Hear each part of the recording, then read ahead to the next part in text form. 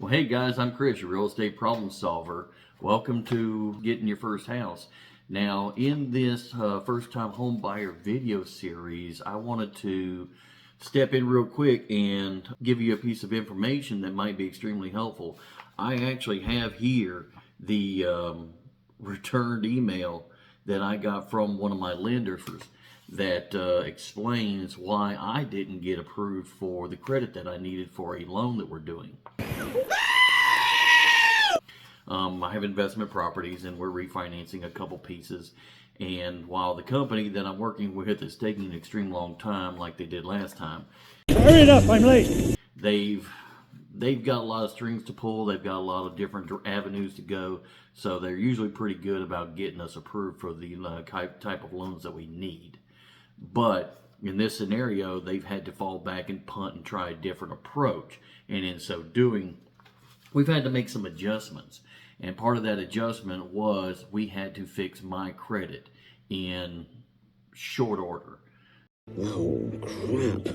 So what I want to do is I'm going to go through the denial report that they sent me of what's wrong with my credit, and hopefully this information will help you get your credit score in the position that you need it to be so you can get your first home. Yeah, let's do it. All right, so to start with, the lender that I'm using, I've used them before, and I'm an investor and a real estate agent, so I have access to a few different lenders. Yeah, it's a big deal. In this scenario, we're actually refinancing a couple investment properties, and it's having to go through certain hurdles to get the job done. Well, part of those hurdles involved my credit score. So I'm going to go through this denial letter. I got denied my credit that I needed. Don't worry, it's already getting fixed, and they're falling back and punting and getting it taken care of. But since that time, they sent me a denial letter, and it goes through 3 pages of explaining what happened and why it happened. So I'm going to go through that with you right now, so hopefully you can help use this to get your credit score where you need it to be. So the first part, of course, is thank you for your application. Your request was carefully considered. We regret that we were unable to approve your application. Doom and despair, yada, yada, yada. Okay, we understand that. And through the list of things that they did or considered, the 2 parts that they denied me for was insufficient income for the amount of credit required. Say what? Now, basically what that's saying is I've got $1 million worth of debt and I only make $10,000 a year.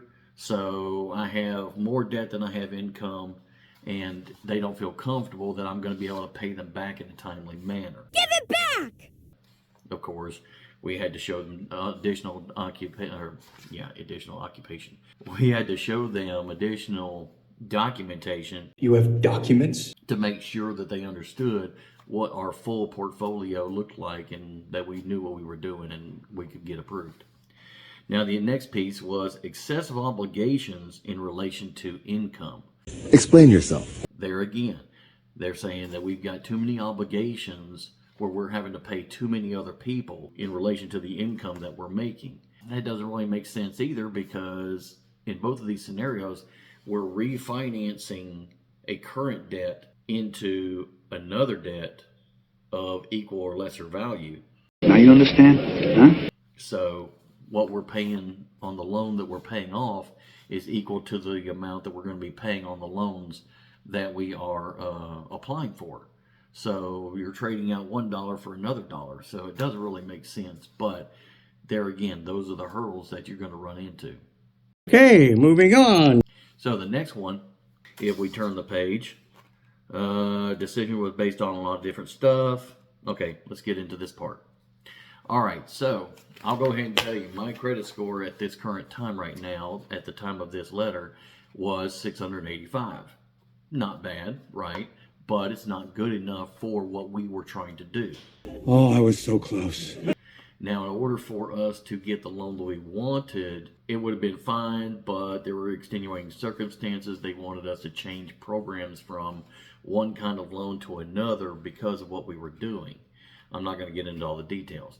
But the broker found a way around that. He called me back and said, look, if we can get you over a 700, then we can go to another loan program, we can get you qualified, and we can go ahead and do this on the terms that we want. Yeah! Let's do it! So, I said, all right, what do we got to do? There's the problems that we're running into. Amount owed in revolving accounts is too high.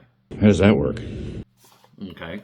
What that means is amount owed, or the amount that is owed on accounts that I am tied to is too high. And I'll explain this in a minute, so stay till the end. Oh, speaking of which, if y'all run into any of these problems yourself, or you've got any suggestions on how to get through these little hurdles, don't forget to put comments down at the bottom, because everybody helps each other and we all win. So, back to the program. Now, proportion of balances of credit lines of the bank or national revolving credits accounts are too high. Is proportional, sir. All right. On the other video that I talked about, one of the things that you need to look at is how many credit cards do you have? Millions? That's not a big deal. But how much credit do you have on each card? If you've got 3 credit cards at $10,000 a piece, that means you got $30,000 of available credit. Each of those have $5,000 balance on each of them. That's 5, 10, 15. So 15 out of 30, you're 50% leveraged. That means half of your credit is burned up. Damn. In other obligations.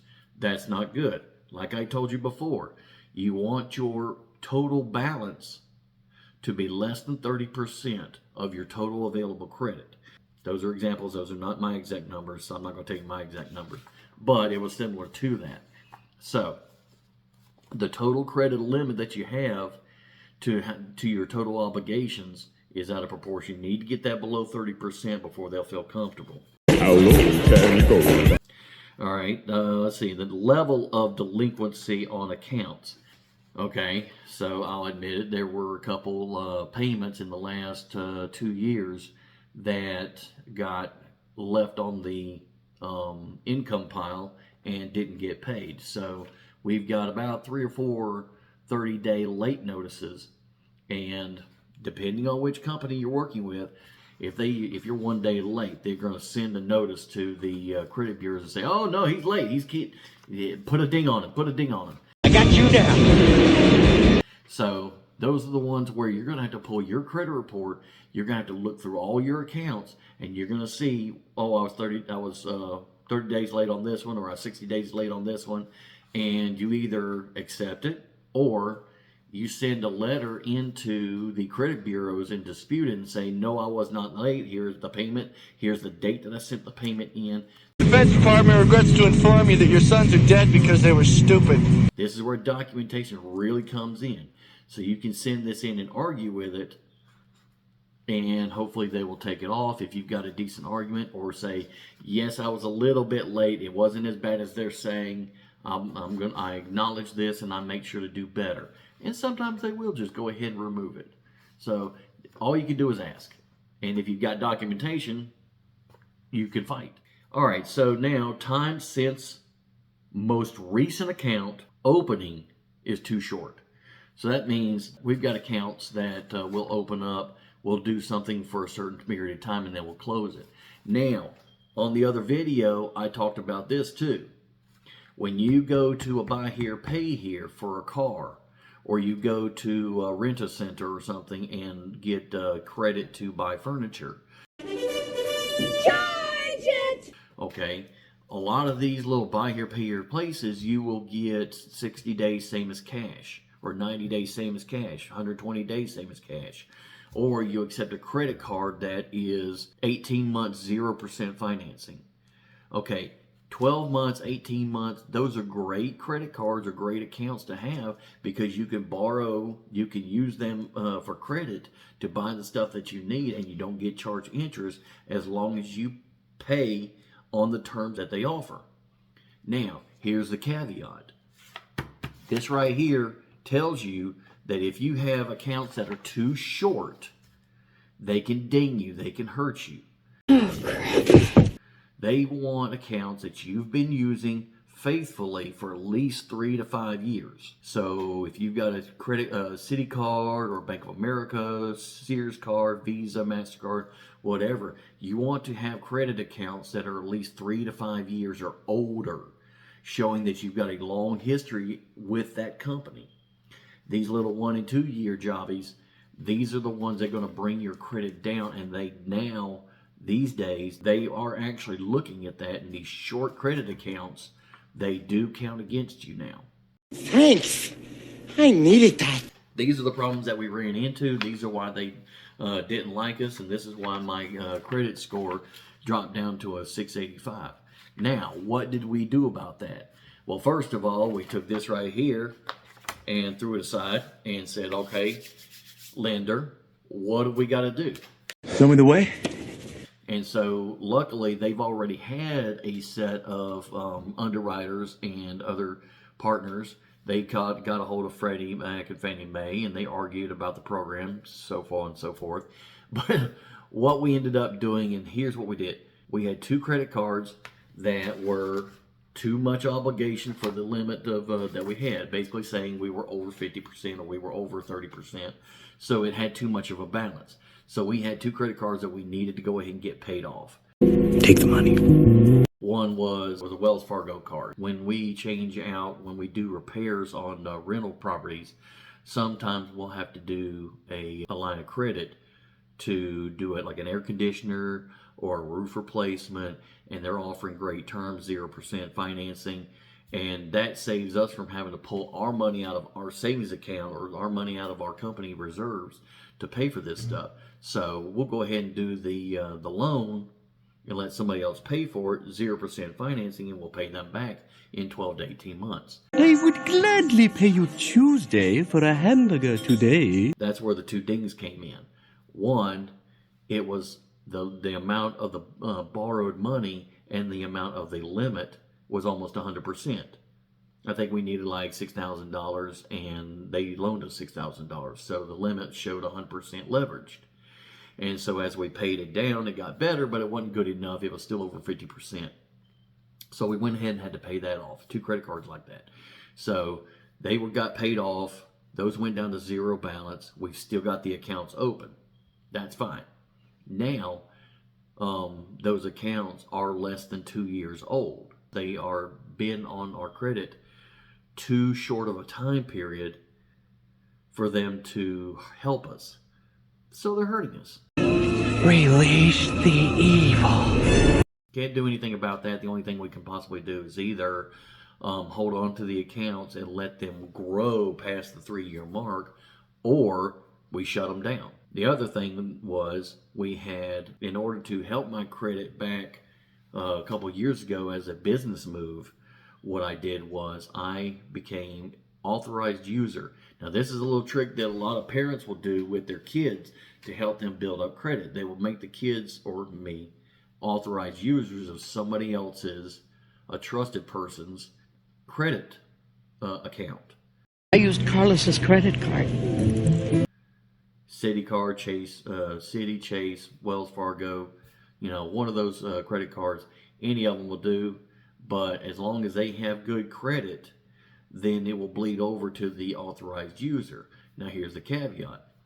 I was the authorized user on multiple accounts, and some of those accounts got over leveraged and got too high because the owner of those credit cards had other things that they had to do. They running their business, they're doing their own thing, and they were leveraging more than 50% of their accounts. Well, after I maxed out all my credit cards. And instead of, and this is where the update comes in, back before, an authorized user would not get a negative reflection on a credit card if it was over leveraged or something like that.